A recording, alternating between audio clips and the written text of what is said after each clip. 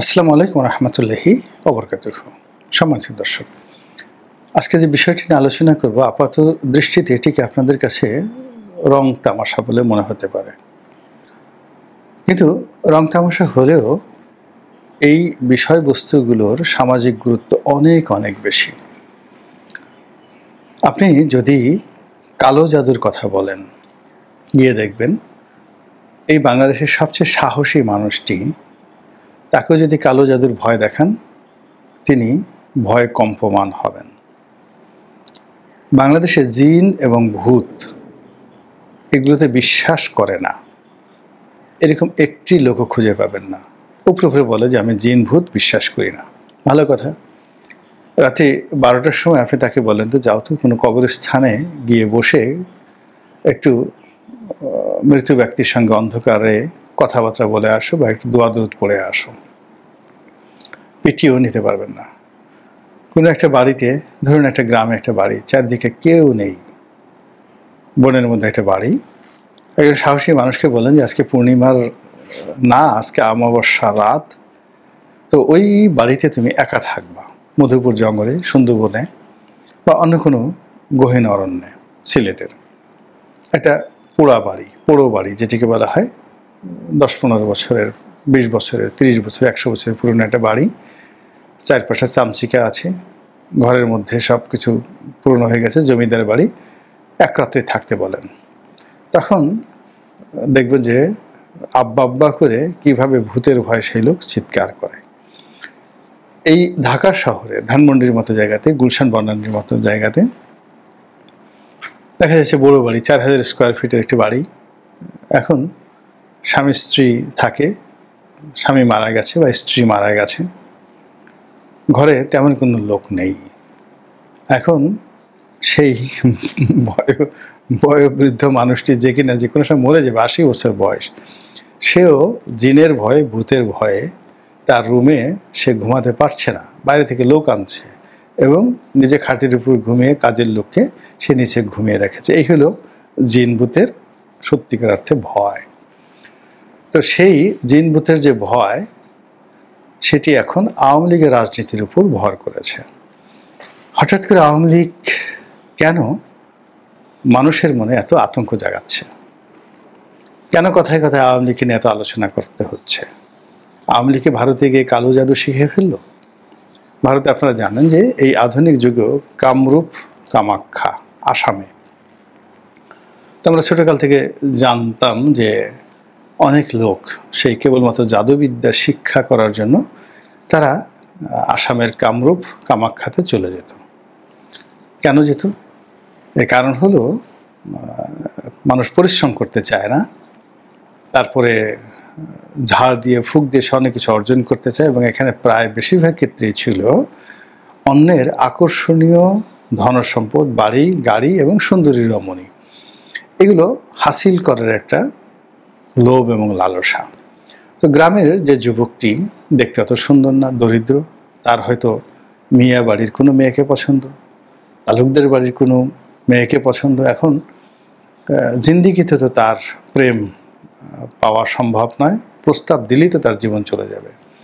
তখন সে মনে মনে চিন্তা করতো যে ইস, যদি একটু কালো জাদু বা একটা তাবিজ পেতাম, একটা মাদুলি পেতাম, যেটা আমি হাতে করে ওই বাড়ির সামনে দিয়ে যাওয়ার সঙ্গে সঙ্গে তালুকদারের বেটি আমার পিছনে পিছনে চলে আসতো, আর তাকে নিয়ে আমি সেই যে বনের মধ্যে গিয়ে বটগাছের নিচে বৈরাগী হয়ে বসবাস করতাম। এই স্বপ্ন কোটি কোটি মানুষের, সেই তারুণ্যের স্বপ্ন। আর এই স্বপ্নের মধ্যে যারা খুব বেশি লোভী, তারা এটা হাসিল করার জন্য তান্ত্রিকদের পিছনে ঘুরত।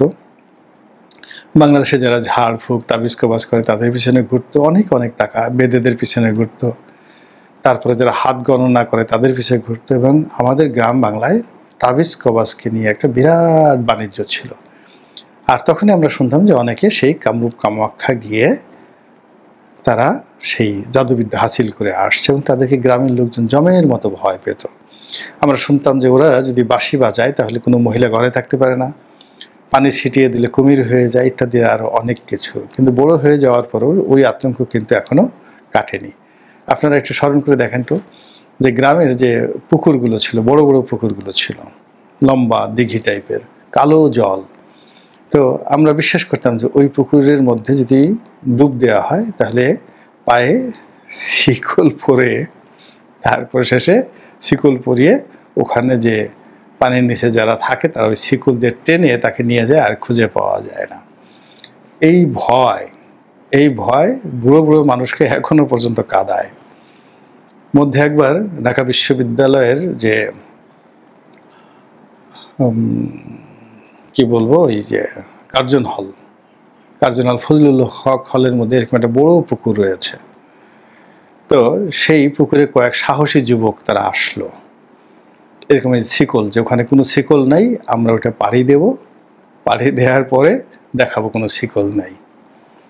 পরে এই তারা পানিতে নামলো এবং যে ছেলেটি এরকম জিদ করেছিল সে দেখা গেল কিছু দূর যাওয়ার পরে হার্ট অ্যাটাক করে ভয়ে মারা গেল এই ঢাকার শহরে। তো এই হলো কালো জাদু বা মানে জাদুটোনা বানের যে আতঙ্ক। তো সেই দিক থেকে আওয়ামী লীগ এখন তাদের বড় বড় নেতারা, ত্রিপুরা আছে, আসাম আছে, নাগাল্যান্ড আছে, মিজোরাম আছে, কলকাতা আছে, দিল্লি আছে, আর অনেক জায়গাতে ছড়িয়ে ছিটিয়ে আছে। এখন তারা যে কামরূপ কামাখ্যা গিয়ে কালো জাদু শিখছে না, আর সেই কালো জাদুর প্রভাবে আমাদেরকে ভয় দেখাচ্ছে না, এই কথাটা আমি কি করে বুঝবো? এই কারণে আমরা তো এখন আওয়ামী লীগকে ভয় পাচ্ছি। যে আওয়ামী লীগ আজ থেকে 6 মাস আগে এটা মিছিল করাতে দূরের কথা, কোনো কিছু করতে তারা সাহস পেত না, উল্টো এখন তারা একটার পর একটা ঝটিকা মিছিল করে যাচ্ছে, আর আমরা তাদের ভয়ে থলথল করে কাঁপছি। আমাদের পুলিশ ভয় পাচ্ছে, আমাদের মিলিটারি ভয় পাচ্ছে, মানে কে না ভয় পাচ্ছে। তাদেরকে ঘোষণা করা হয়েছে যে 5,000 টাকা করে পুরস্কার দেওয়া হবে, তারপর তাদেরকে ধরা হচ্ছে না। যদি জাদু লেগে যায়, যদি হাত পা অবশ হয়ে যায়, যদি না জানি শরীরে গুটি বসন্ত উঠে যায়, এরকম নানা রকম আতঙ্ক। কালো জাদুর আতঙ্ক মানে বিরাট ব্যাপার, বিশাল ব্যাপার। সম্পর্ক নষ্ট হয়ে যায়, চাকরিটা যদি হারিয়ে ফেলি কালো জাদুর প্রভাবে। এরকম কালো জাদু নিয়ে যে কোনো মিথ নেই, তাই যদি না থাকে তাহলে কেন আওয়ামী লীগের মিছিল বন্ধ করা যাচ্ছে না? আওয়ামী লীগের আতঙ্ক কাটানো যাচ্ছে না? গ্রামের অজয় পাড়াগা থেকে শুরু করে একদম যমুনাতে ডক্টর মোহাম্মদ ইউনূসের অফিস, সেখান থেকে শুরু করে ক্যান্টনমেন্ট থেকে শুরু করে বিচারালয় থেকে তারেক রহমান সাহেবের লন্ডন থেকে যাকে বলা হয় মগবাজারে জামাতের অফিস থেকে শুরু করে বিএনপির পল্টন অফিস, সব জায়গাতে শুধু ইয়া আওয়ামী লীগ, ওয়া আওয়ামী লীগ, কিয়া হুয়া, कैसे হুয়া, এই জিনিসগুলো আলোচনা হচ্ছে। আওয়ামী লীগে আসবে না, কীভাবে মিছিল করছে, এদেরকে লজ্জা শরম নাই, এদেরকে ভয় ভীতি নাই, এদের কি একটু আত্মমর্যাদা বোধ নেই? এই এত কষ্ট করে তাদেরকে তাড়িয়ে দিলাম, 1 বছর হলো না, অমনি তারা এখন সদল বলে বাংলাদেশে এসে মিছিল করছে, আর উল্টোভাবে আমাদেরকে প্রতিশোধ নেওয়ার চেষ্টা করছে। এই গেল কালো জাদুর ঘটনা, মানে আমাদের অন্তরের মধ্যে একটা আতঙ্ক তৈরি করে ফেলছে। দ্বিতীয় যেটি হলো জিন ভূত। তো জিন ভূত নিয়ে তো বহু গল্প আছে। জিনকে দেখা যায় না, ভূতকেও দেখা যায় না, তারা অদৃশ্য থেকে অসাধ্য কর্ম করে। তো জিনদের মধ্যে ভালো জিন আছে, মন্দ জিন আছে। তো মন্দ জিনগুলো খুব খারাপ কাজ করে, ভালো জিন আছে তারা অনেক ভালো কাজ করে, এবং এই ভালো জিনদের মধ্যে আলাদিনের যে চেরাগের দৈত্য, এরকম একটা দৈত্যও আছে। এখন এই আলাদিনের চেরাগের দৈত্যের যে গল্প, আরব্য রজনীর গল্প, এগুলো নিয়ে বড় বড় সিরিয়াল হচ্ছে এখন। শত কোটি নয়, 1000 কোটি টাকা ব্যয় করে ইন্ডিয়ান সিনেমাতে এই ধরনের সিরিয়ালগুলো তৈরি করা হচ্ছে। আলাউদ্দিন এবং 40 চোর, এরকম নানা রকম আরব্য রজনীর নানা রকম কাহিনী তৈরি করা হচ্ছে, মানুষ গো গ্রাসে দেখছে।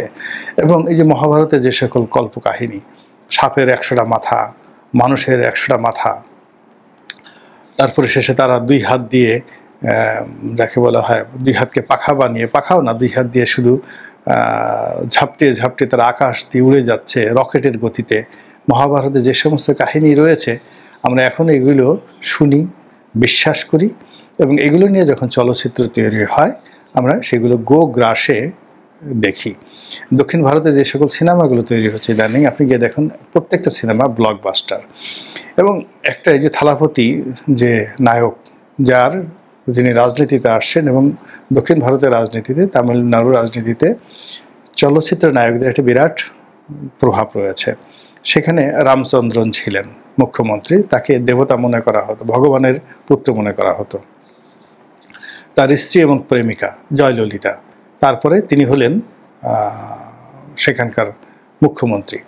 তার মানে তাকেও মনে করা হতো তিনি দেবী, সাক্ষাৎ দেবী। আর এখন ঠিক সেই জায়গাতে চলে আসছেন এই যে থালাপতি নতুন নায়ক হিসেবে, এবং তাকে কেন্দ্র করে যা হলো, তার একটা অনুষ্ঠানে এসে প্রায় ১৯ জন লোক পদদলিত হয়ে মারা গেলেন।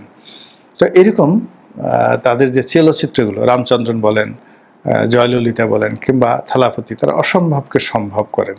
অনেকটা জিনের মতো, অনেকটা ভূতের মতো দৌড়ে এসে একটা লাফ দিয়ে 10 তলা একটা বিল্ডিং থেকে লাফ দিয়ে তারা মানে 10 মাইল দূরের আরেকটা 10 তলা বিল্ডিংয়ে তারা চলে যান, এবং মানুষজন এগুলো পছন্দ করে। মানুষজন এগুলো আজকের এই আধুনিক যুগে এগুলো দেখেন, এবং এটা বিশ্বাস করার কারণে কি হচ্ছে, এই থালাপতির মতো মানুষকে যদি তারা মুখ্যমন্ত্রী বানাতে পারে, তাদের আর জীবনে কোনো কষ্ট থাকবে না। এমনকি রামচন্দ্রন দীর্ঘদিন তিনি তামিলনাড়ুর রাজনীতিতে ঈশ্বর হিসেবে ছিলেন, ভগবান হিসেবে ছিলেন, এবং তার মৃত্যুতেও তিনি ভগবান হিসেবে মারা গিয়েছেন, এবং এখন পর্যন্ত গিয়ে দেখেন লোকজন ওইভাবে মনে করেন। তো এই যে জিন ভূতের যে ভয়, এই ভয় সারা পৃথিবীতে আছে।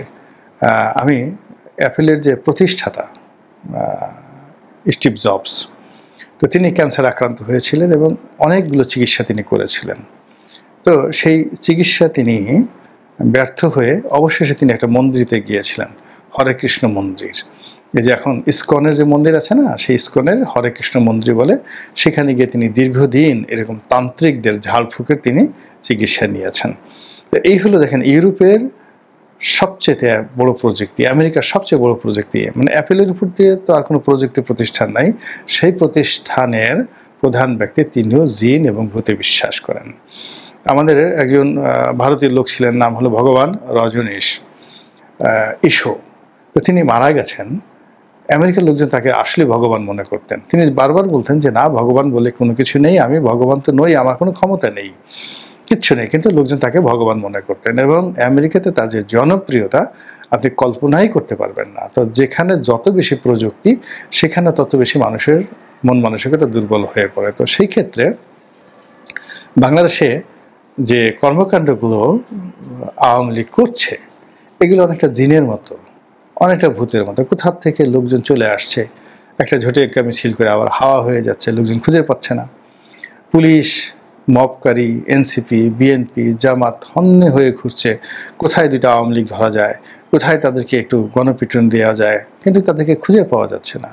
পুলিশ অসহায়ভাবে তারা আবেদন জানিয়েছে জনগণের কাছে যে আপনাদের কাছে যদি কোনো খোঁজ থাকে, কোথাও আওয়ামী লীগ আছে, আমাদেরকে জানান। কোনো হোটেল যদি আওয়ামী লীগের লোকজন খায়, কোনো হোটেলে যদি আওয়ামী লীগের লোকজন বসবাস করে, সেই তথ্য দেওয়ার জন্য মেট্রোপলিটন পুলিশের পক্ষ থেকে সেখানে নোটিশ জারি করা হয়েছে। সিলেটের একজন পুলিশ কর্মকর্তা, পুলিশ কমিশনার, তিনি অফিসিয়াল অর্ডার ইস্যু করেছেন, আগামী এতদিনের মধ্যে আওয়ামী লীগের কোনো লোককে বাড়িতে থাকতে দেয়া যাবে না। এই জাস্ট ভাইরাল হয়ে গেছে। কিন্তু আওয়ামী লীগ তো থামছে না। আওয়ামী লীগ থামছে না, আওয়ামী লীগ শুধু কাজ করেই যাচ্ছে। তাহলে কি আওয়ামী লীগের লোকজন জিন হয়ে গেল, ভূত হয়ে গেল? তারা কি কালো জাদু শিখে নিজেরা অদৃশ্য হয়ে গেল, অনেকটা সেই মিস্টার ইন্ডিয়া সিনেমার মতো?